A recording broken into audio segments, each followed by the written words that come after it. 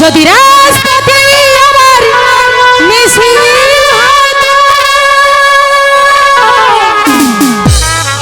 বঙ্গবন্ধু মুক্তি চাই, মুক্তি চাই, মুক্তি চাই।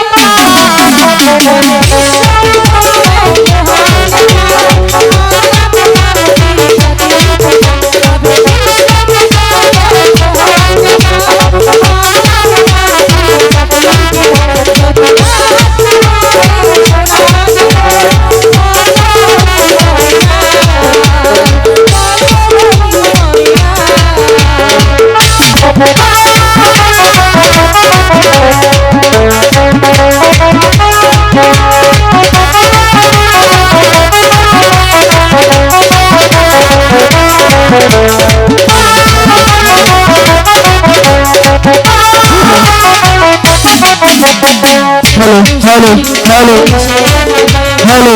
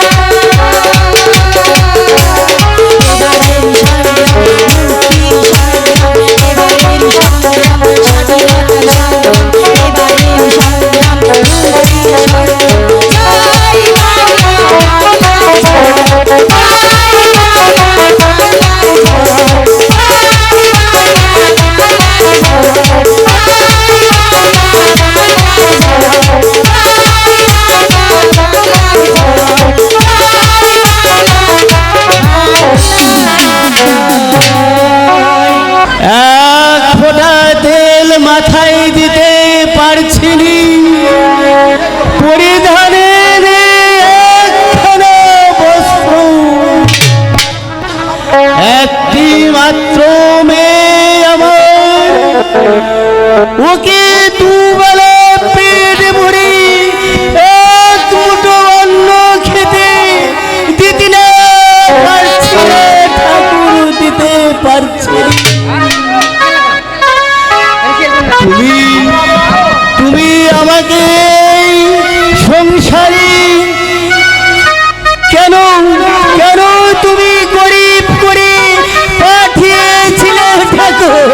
পাঠিয়েছিলে।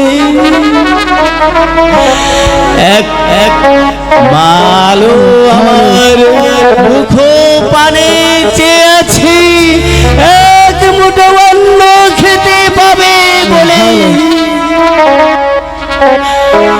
আজ আমি সারাদিন এক মুঠো চালের জন্য মানুষের ঘরে ঘরে ঘুরে এলাম, কোথাও জোগাড় করতে পারলাম না ঠাকুর, কোথাও পারলাম না।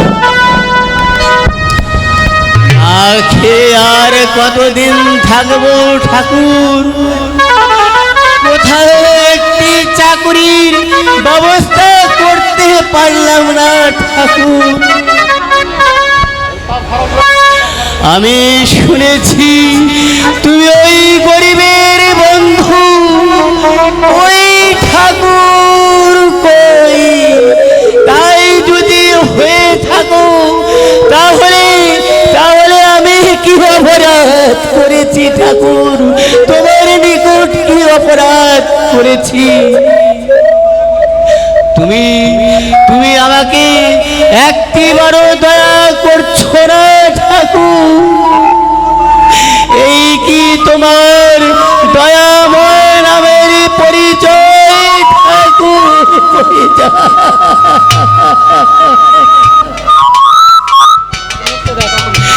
এর চাইতে তুমি আমাকে মৃত্যু দাও। বাবা বাবা, ও কি বাবা, বাবা ওঠো, বাবা ওঠো।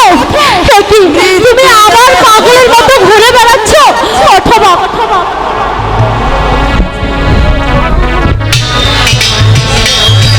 বাবা বাবা গো, তুমি আর শোনো বাবা, আমরা গরিব হয়ে জন্ম নিয়েছি, এটা যে ঠাকুরেরই দান। তুমি এই নিয়ে কোনো দুঃখ করো না বাবা, দুঃখই যে একমাত্র গরিবের বন্ধু। মা আমার এ কথা বলে তুই আমাকে দুঃখ দিস নি মা, দুঃখ দিস নি। বাবা আমি আমি আমার জন্য কোনো চিন্তা করি না, শুধু ভাবছি তোদের জন্য মা, তোদের জন্য। বাবা আমাদের জন্য তোমাকে ভাবতে হবে না, তুমি যেমনি থাকবে ঠিক আমরাও তোমার মতো সেমনি থাকবো। বাবা তুমি আর কেঁদো না। ঘরে বসে বসে ঠাকুরকে ডাকলে হবে না, কোথায় খুঁজে দেখতে হবে না, কাজের সন্ধান করতে হবে না, কোথায় দেখে শুনে একটা চাকরির ব্যবস্থা করো, তাহলে যে না খেয়ে আমাদের মরতে হবে। এই এখন চলো, কিছু খাবে? খেতে যাব?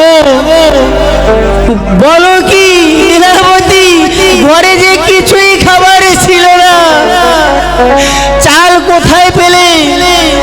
কে তোমাকে চাল দিয়েছে?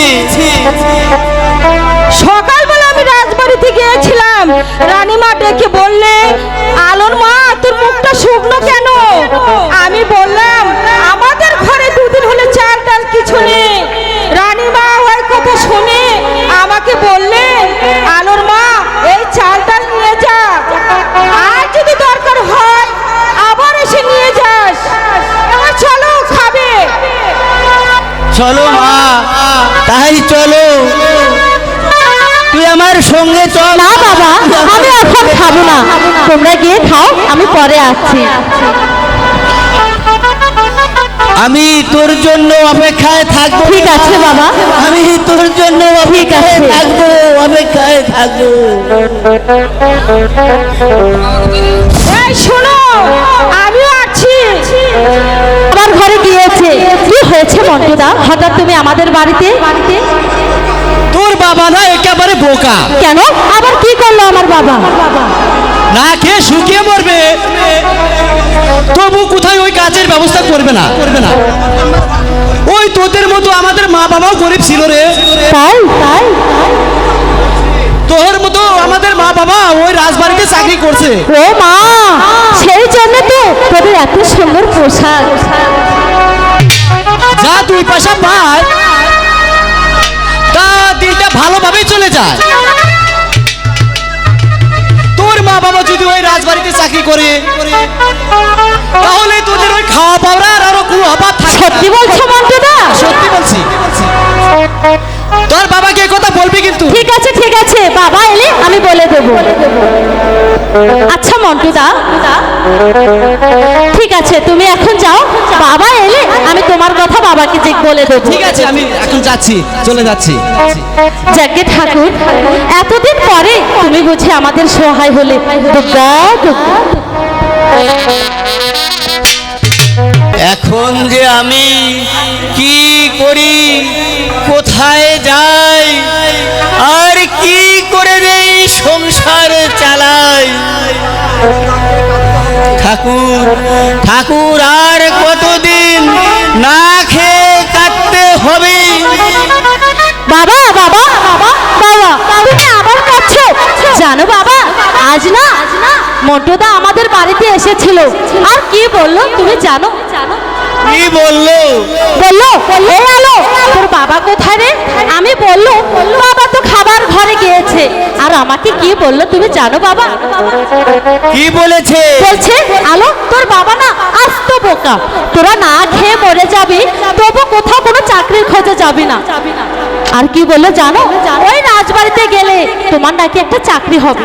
বাবা তুমি যাও না, ওখানে গেলে যদি একটা চাকরি হয়। আরে ঠিক আছে রে মা, আমি তাই যাব তাই যাব। তাছাড়া যে আমার আর কোনো উপায় নেই মা, কোনো উপায় নেই। শোনো, তুমি কি চোখের মাথা খেয়েছো? মেয়ে এখন বিয়ের উপযুক্ত হয়েছে। এই শোনো, একটা পাত্র খুঁজে বিয়ের ব্যবস্থা করো, তারপরে একটা চাকরির ব্যবস্থা করো। না খেয়ে আর কতদিন উপোস করে থাকতে হবে? আরে মেয়ে বিয়ে তো দেব, টাকা পয়সা কোথায় পাবো? ওই টাকা ছাড়া যে কিছুই হয় না। আমি ভেবেছিলাম কি খালি কি তুমি এই ঘরে বসে বসে থাকবে আর শুধু ভাববে আমরা গরিব মানুষ, আবার কবে কি ঘুটে বসে যাবে, তখন বুঝবে। আমি শোনো, আমি লোকের কথা শুনতে পারবো না। চলো নীলাবতী,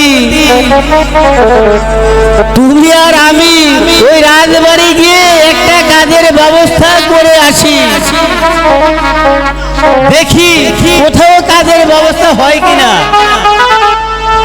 রাজবাড়িতে তো যাবো,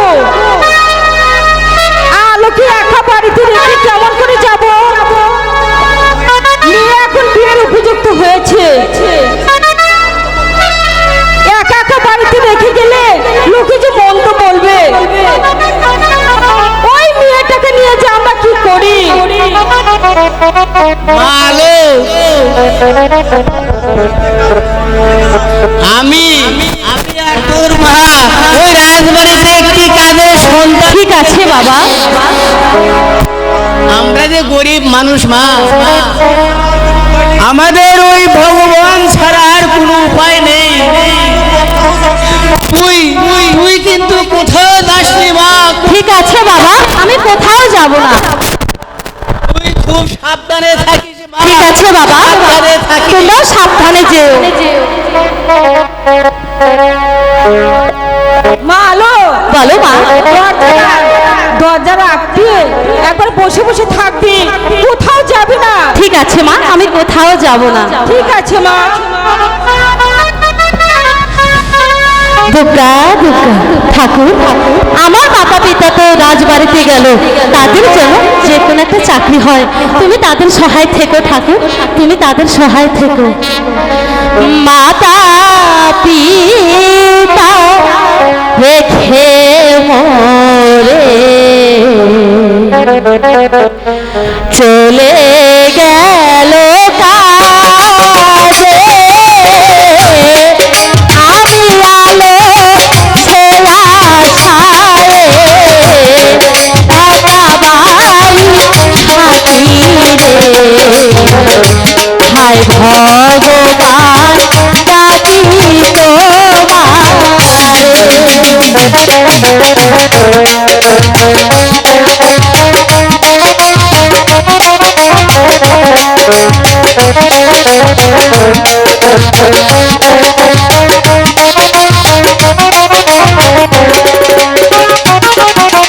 মাতা পিতা চাকরি করে আসবে আমার বাড়ি, আমি আলো সে আশায় একা বাড়ি থাকি রে। হায় ভগবান ডাকি তোমারে।